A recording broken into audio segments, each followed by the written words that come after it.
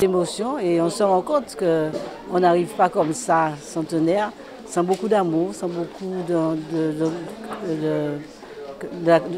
d'amour de la famille, sans beaucoup également je veux dire, au quotidien, de soins au quotidien, puisque Mme d'Orvilius est dans son milieu familial, elle habite encore chez elle, elle a donc sa fille qui s'occupe d'elle, et là on se rend compte bien que c'est ce qu'il faut pour nos personnes âgées, que la solidarité familiale puisse jouer pleinement son rôle.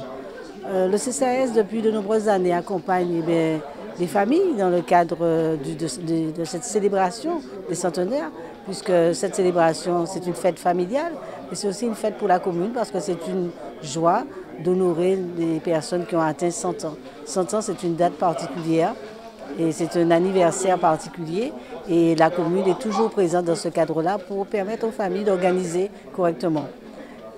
Toutes ces capacités intellectuelles, peut-être pas encore tout à fait physiques puisqu'elle ne marche pas très bien, ce qui est normal à cet âge-là, mais on sent qu'elle a encore elle se rappelle encore de beaucoup de choses. Et c'est vraiment également honorer cette mémoire vivante, parce qu'elle peut témoigner de ce qu'a été la vie il y a plus de 100 ans. Et je crois que ça, c'est important et c'est intéressant pour que les générations futures puissent véritablement savoir ce qui s'est passé, comment ça s'est passé il y a 100 ans. Quand on réalise qu'elle est née en 1914, juste année de la Première Guerre mondiale, qu'elle a traversé 2 guerres, puisqu'il y a eu la guerre 39-45, ses filles, de leur témoignage, parlent du temps serein, donc des moments difficiles que la Guadeloupe a passé dans le cadre de cette guerre-là. Et on se rend compte que quand elle est née, il n'y avait pas d'électricité, il n'y avait pas. Et là, vraiment, je vais traverser la vie et traverser toutes les inventions que nous avons eues et tout ce bouleversement qu'on a eu depuis 100 ans dans le cadre de la vie de tous les jours. Non, je crois qu'on ne peut être qu'heureux pour elle, pour la famille et pour Trois-Rivières d'avoir cette centenaire.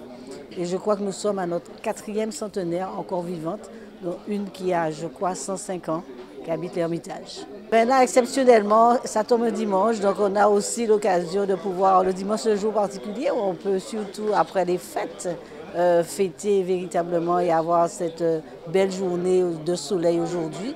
Je crois que ça aussi, c'est un signe que ça tombe justement un dimanche. Avec l'aide de tous les partenaires, permet à ces personnes âgées de continuer à vivre sereinement. Et en particulier, Mme d'Orvilius, ici où nous sommes, cette personne donc, vit dans l'amour, entourée de l'amour de ses enfants, de ses petits-enfants, dans un environnement agréable. Donc vous voyez qu'il est bien de conserver le plus longtemps possible les personnes âgées chez elles. Mais oui, c'est bien ce qu'il dit. Nous sommes heureux de pouvoir dire que cette politique-là est la bonne. C'est vrai qu'il faut aussi construire des EHPAD. C'est vrai qu'il faut construire d'autres maisons et placer les personnes âgées chez des assistantes familiales. Nous avons mangé toute qualité, manger qui tenait.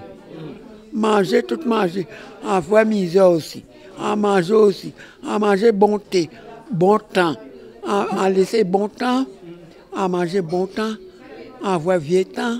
À avoir bon temps. Et à laisser bon temps. À laisser qui m'éteint, si aujourd'hui là à présent.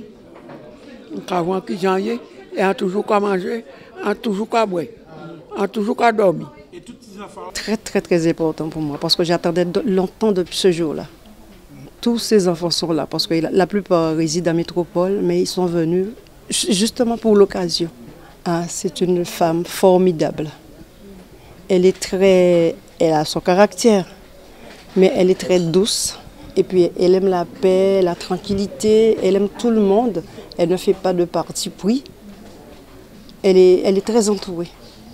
Les petits-enfants l'adorent parce qu'elle a élevé 4 petits-enfants et ces enfants-là le rendent bien. Ouais. Très important pour moi, pour la raison pour laquelle il y a longtemps que je connais cette dame. Je suis président du club du 3e âge de Trois-Rivières. Elle fréquentait le club, mais avec la vieillesse, on ne le voit plus. Donc ma présence ici est tout à fait normale. Ce matin, je lui ai apporté avec la délégation de la commission des malades, la communion, parce qu'elle est une dame qui a la foi. Et l'évangile de Jésus parlait de la foi, surtout la lecture de la Genèse parlait de la foi. Et en lui donnant la communion ce matin, je lui ai expliqué que c'était la foi, parce que c'est une dame de foi, et je lui disais que la foi, c'est une confiance totale qu'on fait à Dieu. Et si la femme est arrivée jusqu'à 100 ans, j'espère qu'elle vivra beaucoup plus que ça, c'est parce qu'elle a eu un bon environnement familial.